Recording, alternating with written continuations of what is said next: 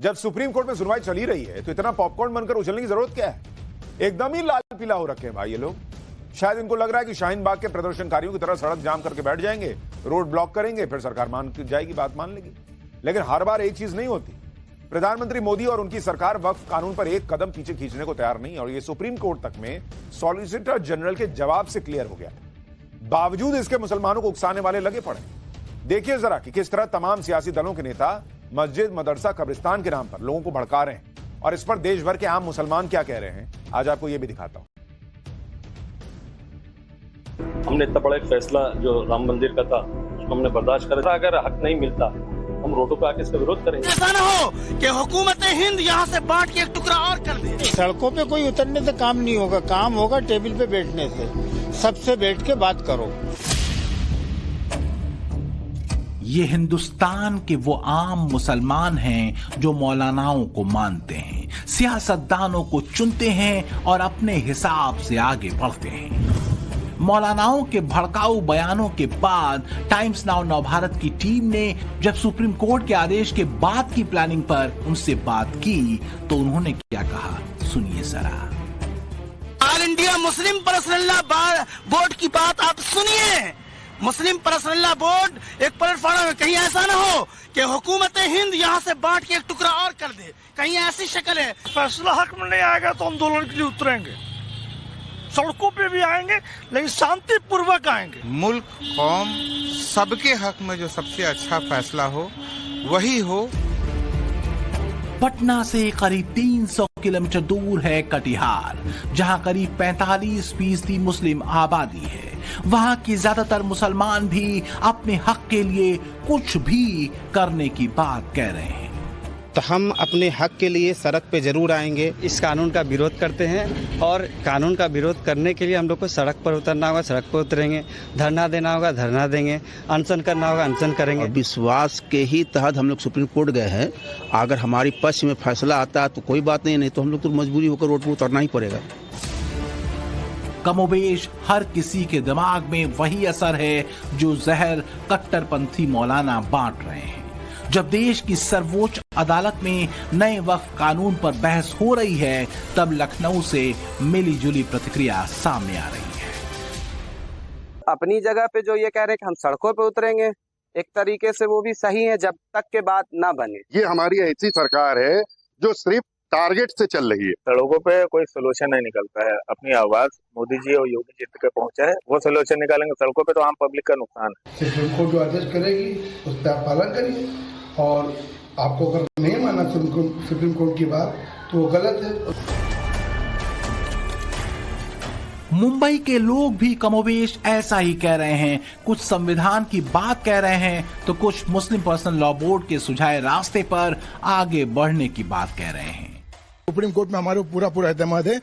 नहीं होने का सवाल नहीं आता। हमको मालूम है कि जो गलत धूप तो सूरज तो सूरज है और जमीन तो जमीन है, तो इस तरह का मामला है। दूध और पानी वाला मसला है ये। कुछ मौलाना पूरी कम्युनिटी को रिप्रेजेंट नहीं करते हैं, देश को रिप्रेजेंट नहीं करते हैं। जो बिकाऊ होते हैं, थोड़ा सा कवर लेके बात कर लेते हैं, दे डोंट रिप्रेजेंट अस। 370 का मामला अलग था, इसमें सरकार को मानना होगा। अलग अलग शहरों से आ रही आवाजों में एक जिक्र कॉमन हो रहा है, और वो है मुस्लिम पर्सनल लॉ बोर्ड का। अब जरा ये भी जान लीजिए कि मुसलमानों को निर्देश देने वाला मुस्लिम पर्सनल लॉ बोर्ड क्या है। All India Muslim personal law board मुसलमानों की एक ऐसी संस्था है जो शरीयत कानूनों की हिफाजत का जिम्मा उठाए हुए है। बोर्ड एक तरह से शरीयत के अनुसार व्यवहार के लिए मुसलमानों को सलाह और मार्गदर्शन देता है। मुस्लिम पर्सनल लॉ बोर्ड ये चाहता है कि हर मुसलमान अपने निजी कानूनों के प्रति जागरूक रहें ताकि शरीयत के खिलाफ कोई व्यवहार न हो। राष्ट्रीय स्तर के इस बोर्ड का उद्देश्य मुसलमानों को संगठित रखना है, इसलिए बोर्ड की आवाज का महत्व बहुत ज्यादा है। इसमें सुन्नी शिया के सभी संप्रदाय एक साथ हैं। इस संगठन में बड़ी तादाद में मुसलमानों का पढ़ा लिखा तबका जुड़ा हुआ है। All India Muslim personal law board ने वक्फ कानूनों का जबरदस्त विरोध किया। किसी कानून का संवैधानिक तरीके से विरोध करना हिंदुस्तान के हर नागरिक का हक है। संसद से बिल पास होते ही इसके विरोध में देशव्यापी प्रदर्शन की घोषणा की गई। यहां तक भी कोई दिक्कत नहीं अगर ये प्रोटेस्ट शांति से हो, गांधी के रास्ते पर चलकर हो।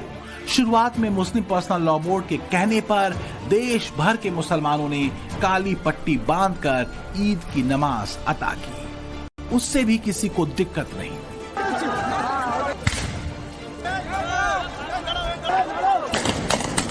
दिक्कत तब शुरू हुई जब प्रदर्शन के नाम पर धमकी दी जाने लगी और आगजनी होने लगी, पत्थर बरसाए जाने लगे।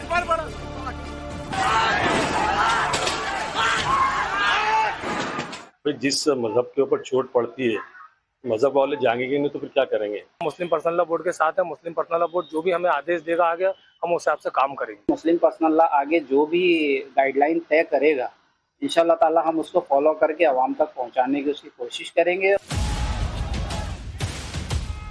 ऐसे मुसलमानों के जज्बातों को उबालने के लिए मुस्लिम हितों के स्वयंभू ध्वजवाहक नेता शाब्दिक आंच दे रहे हैं। देश के मुसलमानों की एक मुश्त रहनुमाई का दावा करने वाले ओवैसी ब्रदर्स पर यह आरोप है कि वो बिना फैक्ट एंड फिगर वाले तर्क देकर लोगों को भड़का रहे हैं। अकबरुद्दीन ओवैसी सार्वजनिक मंच पर खड़े होकर लोगों को क्या समझा रहे हैं, उसे सुनिए। जरूर हमारे हक में सुप्रीम कोर्ट इसका फैसला देगी। उसके साथ साथ हमको और आपको मिलकर अपने पुरअमन एहतजाज को भी बुलंद करना होगा, चाहे वो धरने की शक्ल में हो या वो जलसों की शक्ल में हो।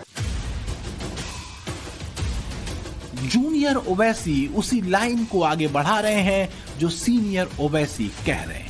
हैदराबादी भाईजान तो मस्जिद, दरगाह और जमीनों का जिक्र कर ये बता रहे हैं कि क्यों मुसलमानों को नए वक्फ कानून के खिलाफ आक्रामक रहना है। असदुद्दीन ओवैसी जो खुल्लम खुल्ला कह रहे हैं, उसे अखिलेश यादव, ममता बनर्जी, तेजस्वी और कांग्रेसी संकेतों में कह रहे हैं। किसी भी कीमत पर नए वक्फ कानून को लागू नहीं होने की बात कही जा रही है। बीजेपी लोगों से छीनना चाहती है। इन्होंने वक्फ की बिल लेकर के आए, ये जमीन छीनना चाहते हैं। माइनॉरिटी लोगों को हम एक बात कहते हैं, देखिए आप लोगों को दिल में दुख हुआ है वो आपका प्रॉपर्टी के लेके, आप भरोसा रखिए बंगाल में ऐसा कुछ नहीं होगा। आगे सवाल ये है कि इतनी जिद क्यों है? क्यों मुस्लिम वोट बैंक के कुछ गरज परस्त नेता और मुसलमानों का एक धड़ा पुराने वक्फ कानून पर अड़ा हुआ है? क्या ये मसला सिर्फ मजहबी है या फिर इसके पीछे सच कुछ और है? वो भी जान लीजिए। देश भर में वक्फ बोर्ड के पास 9,40,000 एकड़ जमीन है। सुप्रीम कोर्ट ने मुस्लिम पक्ष के वकील अभिषेक मनु सिंघवी ने ही कहा था कि वक्फ के पास 8 लाख संपत्तियां हैं, जिसमें से 4 लाख संपत्तियां वक्फ बाय यूजर है। दावा है कि इन्हीं 4 लाख वक्फ बाय यूजर संपत्तियों में ही सबसे ज्यादा गड़बड़ी होती है। आरोप है कि देश के बड़े बड़े नेता और मुसलमानों के ध्वजवाहक का वक्फ की संपत्तियों पर अवैध कब्जा है। जितने भी लोग वक्फ अमेंडमेंट एक्ट का विरोध कर रहे हैं, ये असल में इंक्रोचर हैं वक्फ के। जितने मुस्लिम पर्सनल लॉ बोर्ड के मेंबर्स हैं, जितने ये मुस्लिम तंजीमें चल रही हैं या जमात है या जो लोग साथ में आए हमदर्द बन के दिखा रहे हैं या ओवैसी साहब हैं, ये सब लोग वक्फ के इंक्रोचर हैं।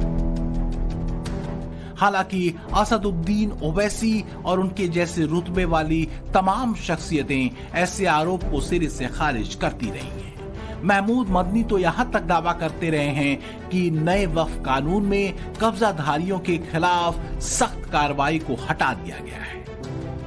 वैसे नए वक्फ कानून को ही नकारते हुए मदनी सरीखे तमाम मौलाना आक्रामक हैं। हक में फैसला नहीं होने पर सड़क पर उतरने की धमकी दे रहे हैं। अच्छा, ऐसा बिल्कुल भी नहीं है कि तमाम मौलाना या मुस्लिम बुद्धिजीवियों की सोच एक जैसी है। बड़ी तादाद है ऐसे मुस्लिम धर्मगुरु और इस्लामिक स्कॉलर्स की जो नए वक्फ कानून की सच्चाई को समझ रहे हैं, जो लोगों को बताते हैं कि मोदी सरकार ने अगर नया कानून बनाया है तो उसकी वजह क्या है, उससे कैसे आम गरीब मुसलमान का ही फायदा होगा। वो ये जानते हैं कि जो बड़े बड़े ख्यातनाम लोग खुलकर नए वक्फ कानून के खिलाफ खड़े हैं उसकी वजह क्या है। इसलिए पढ़े लिखे मुसलमानों का एक समूह प्रधानमंत्री नरेंद्र मोदी से मिला, नए वक्फ कानून बनाने के लिए उनको शुक्रिया कहा। मुसलमानों का जो धड़ा नए वक्फ कानून का सपोर्ट कर रहा है वो क्या तर्क देकर सपोर्ट कर रहा है, आपको देखना चाहिए। ये दृश्य है प्रधानमंत्री आवास का, जहां हिंदुस्तान के प्रधान बैठे हुए हैं। उनके बगल में एक तरफ अल्पसंख्यक कल्याण मंत्री थे, दूसरी ओर दाऊदी बोहरा मुस्लिम समुदाय के नुमाइंदे। सामने कतारों में दाऊदी बोहरा मुस्लिमों के वो लोग बैठे थे जो प्रधानमंत्री से मिलने आए थे, मन की बात करने आए थे, जिनमें पुरुष भी थे और महिलाएं भी, जिन्होंने नए वक्फ कानून को ऐतिहासिक बताते हुए प्रधानमंत्री का शुक्रिया अदा किया। मेरे मन में वक्फ के एक्ट पर काम करने का विचार आया तो सबसे पहले मैंने सैयदना साहब से सलाह मशवरा किया। प्रधानमंत्री मोदी के साथ बातचीत के दौरान दाऊदी बोहरा समुदाय के एक सदस्य ने बताया कि वो 1923 से ही वक्फ नियमों में छूट की मांग कर रहे थे। उन्होंने नए वक्फ कानून के जरिए अल्पसंख्यकों के भीतर अल्पसंख्यकों का ख्याल रखने के लिए पीएम मोदी की सराहना की, क्योंकि नए कानून के मुताबिक दाऊदी बोहरा मुसलमानों का अलग वक्फ बोर्ड होगा। करीब 20 लाख की आबादी वाले दाऊदी बोहरा समुदाय के प्रतिनिधियों से बात करते हुए पीएम मोदी ने बताया कि कितनी मेहनत के बाद ये कानून आया है। जब आपके दादाजी सैयदना साहब तो एक बार मेरे घर पे आए थे, तो फिर उसी में से बात निकली पाटन की। एक व्यक्ति इस वक्फ के नाम पे आप लोगों के लिए वो सबसे बड़ी श्रद्धा की जगह है, उसको दबोच के बैठा हुआ। अब मैं भारी कोशिश की, मैंने खुद ने, यानी मुझे मालूम था कि कितनी पीड़ा आप लोग सह रहे हैं। मतलब लंबे चौड़े होमवर्क के बाद मोदी सरकार ने नए वक्फ कानून को आकार दिया। वक्फ के नाम पर लाखों हेक्टेयर जमीन पूरे देश में है और आज ईमानदारी से उसका उपयोग हुआ होता तो मेरे मुसलमान नौजवानों को साइकिल के पंक्चर बना करके जिंदगी नहीं गुजारनी पड़ती। प्रधानमंत्री मोदी के लक्ष्य को आगे बढ़ाते हुए योगी आदित्यनाथ ने कब्जा किए गए वक्फ की जमीन का प्लान बताया था। के रिकॉर्ड में फिर से आएगी तो एक गरीब भी हाई राइज बिल्डिंग का, मल्टी स्टोरी बिल्डिंग का लाभ उठा पाएगा, उसको भी वहां अच्छे फ्लैट सरकार बना करके उपलब्ध करवा देगी। यही वजह है कि मौलानाओं का एक धड़ा और इस्लामिक स्कॉलर नए वक्फ कानून का समर्थन कर रहे हैं। वो इससे होने वाले फायदे गिना रहे हैं, बता रहे हैं कि नया वक्फ कानून किस कदर गरीब मुसलमानों का भाग्य बदलने वाला होगा। नए वक्फ कानून में उम्मीद देखने वाले कोई एक मौलाना नहीं है, इनकी तादाद भी बहुत बड़ी है, मगर दूसरी ओर संविधान और पर्सनल लॉ के बीच खड़े मौलाना नए वक्फ कानून को बर्दाश्त करने के लिए तैयार नहीं। वो किसी भी कुतर्क से इसे सीधे मजहब में दखल बताते हैं। वो सुप्रीम कोर्ट से अपने पक्ष में फैसला नहीं होने पर गृह युद्ध की धमकी दे रहे हैं, देश को बांटने की चेतावनी दे रहे हैं, देश के तमाम शहरों को अराजकताओं की बेड़ियों में जकड़ने की घंटी बजा रहे हैं। हालांकि वो ये भी जानते हैं कि मोदी सरकार है, देश हित में अपने सख्त फैसलों पर अटल रहने के लिए विख्यात है। वो भी तब जबकि खुद प्रधानमंत्री मोदी कह रहे हैं कि बरसों की तैयारी के साथ गरीब मुसलमानों के लिए उम्मीद वाला कानून वो लेकर आए हैं। ऐसे में कानून बदलने के लिए इंतजार का रास्ता सबसे सही और सटीक है। जिसमें अपनी पसंद की सरकारें बनाओ, उससे संसद के पटल पर कानून को बदलवाओ, न कि धमकाओ हड़काओ। सच ये है कि किसे धमकाना, किसे हड़काना, जब देश सबका है, हम सब इस देश के हैं। जय हिंद, वंदे मातरम। Bureau report, Times Now, Navbharat.